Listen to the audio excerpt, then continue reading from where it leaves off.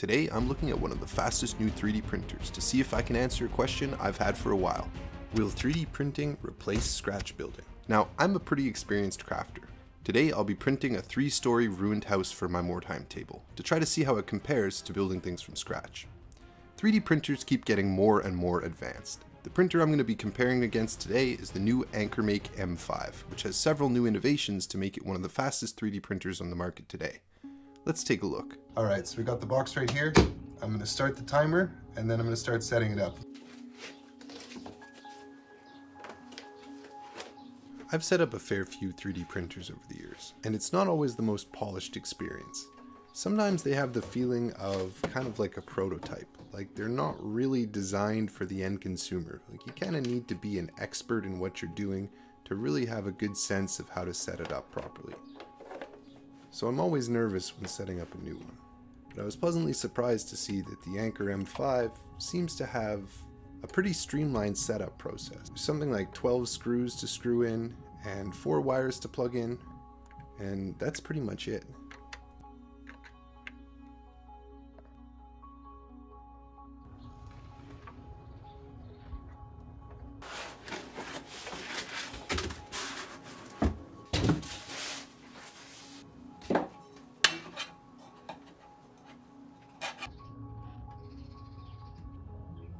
Connect the printer to a power outlet with the power already.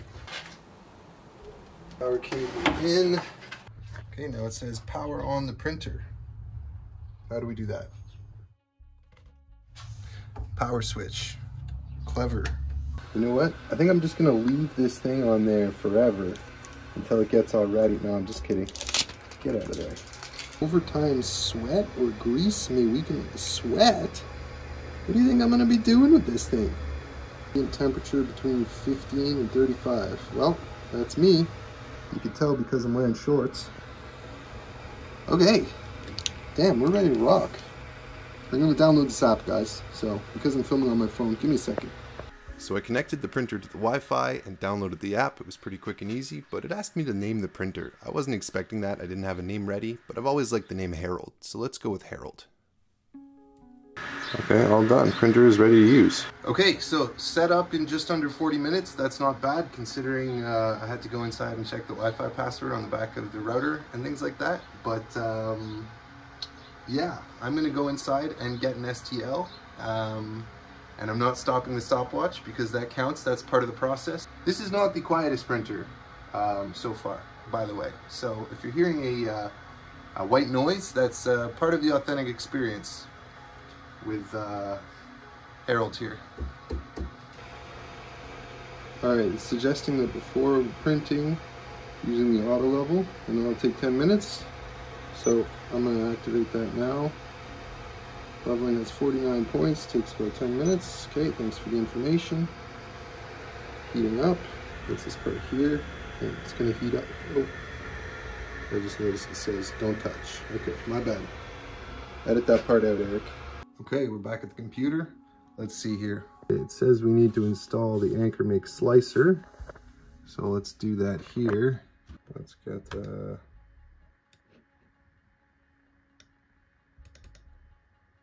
I've had my eye on some of these ruined buildings from printable scenery for a while, so I wanted to try printing one of these as a test. Let's see how it goes. It cost about $13 plus tax, which is not too bad.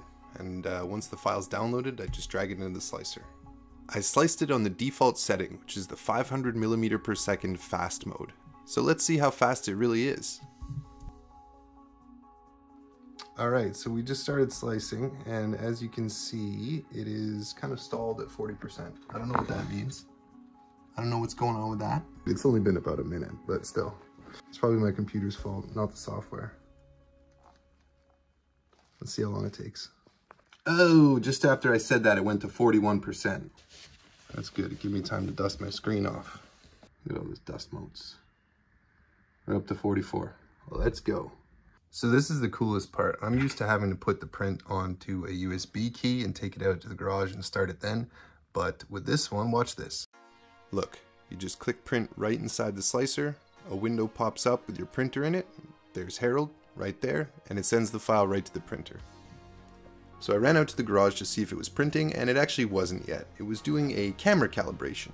Camera? Yes, there's a camera actually built into it so that you can look on the app and see in real time how the printer is doing. This is awesome for me because I can be inside hanging out with my kid and check on my prints to make sure they're not doing anything crazy.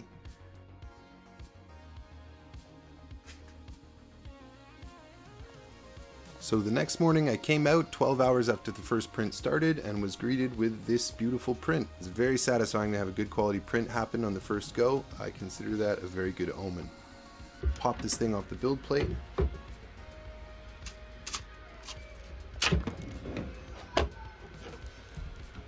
Looks great. Let's do another one.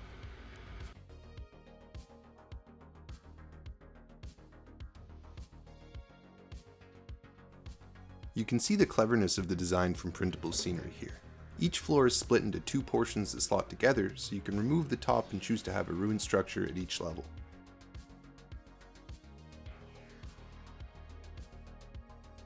This also means that none of the pieces need to be printed with supports until the final roof sections. The slicer added the supports automatically, and it turned out just fine. There's some supports on there.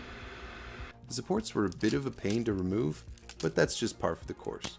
I used a pair of needle nose pliers and it went fairly quickly.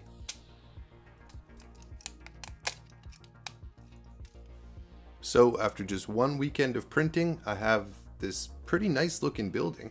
I'm pretty happy with this. Let's paint it up and see if we can get some finishes that are on par with the scratch built buildings that I build. I start by hitting it with a whole bunch of black primer. With lots of models you need to be careful about obscuring the detail, but in this case I kind of want to fill in some of the gaps. As you can see, there are some visible layer lines, but in this case it actually kind of just looks like burnt mottled wood. I think we'll be able to pull this off and have it work out. I come back in with gray primer pretty much all over, but leaving some of the darkest shadows still black, and then hit it with a few touches of off-white primer. Like I said, I'm really not being shy with the primer here, because the more of those layer lines that get filled in, the better as far as I'm concerned. So I think this is looking great so far. I bring it back inside, disassemble it, and let's give it some quick color here. I start with a greenish gray brown, something that looks kind of like old wood. I'm not going to speed up the footage here so you can see exactly how fast I'm putting this on. I'm going very watery, and I'm just slapping it on everywhere. Because this is an old dilapidated building, you can really get away with a fast paint job, and that's the whole point. I am being careful not to get this brown on any of the plaster areas or the stone areas though, because we're going to do something different for those. Looking pretty good so far. I paint the shingles with a dark blue. This is something that I've done in a lot of my scratch built buildings, and I think this will help tie in this 3D printed building with some of my homemade stuff. For the plaster areas, I tried something different. I tried mixing some crackle medium with an off-white paint and painting in some of these areas. I guess I did something wrong because the crackle medium actually didn't do any crackle effect when it dried, but the lightening of the areas still looks pretty good. You could probably skip this step and it still looks decent with just the zenithal spray. I poured some black wash on, spread that around into the stone areas to darken them down a little bit, grime them up a little bit, add some more variation in color and texture. And then as this thing rotated on the turntable, I came in with some watered down green paint and just hit the lowest areas to get a sort of dank, mossy, overgrown look. This really helps to sell this as an abandoned building, but also breaks up the drab color palette and makes it look wet and dilapidated. It looks great. And that's it. Just a really quick paint job that took me less than 2 hours. So with how fast I was able to throw this together, I'm really happy. This is a really good result. Normally something like this would take weeks to print at this quality, but I was able to do it in just one weekend. And the best part was that I was spending time with my family for most of the weekend. I was just kind of hitting print before I go to bed and while my son was napping and things like that, and I still managed to get a cool addition to my table, just kind of in the margins. So, will 3D printing replace scratch building? I don't think so, not for me at least. I love to scratch build. I'm always going to build my own things by hand, but this is a great other tool in the toolbox. The fact is, the printer works while I'm not working, which means it's like having another set of hands in the workshop.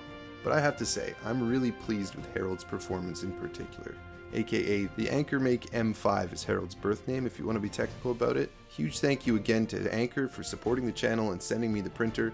I'm definitely going to use it for more projects in the future, especially now that I've seen the quality and the speed that the 500mm/second fast mode can get. If you want to get one of your own, I'll put a link down in the description. And as usual guys, supporting the sponsors who support the channel helps out a ton, so if you're in the market for a good 3D printer with all the cool features I showed in this video, check it out. I hope you guys enjoyed this video, and we'll see you next time on Eric's Hobby Workshop.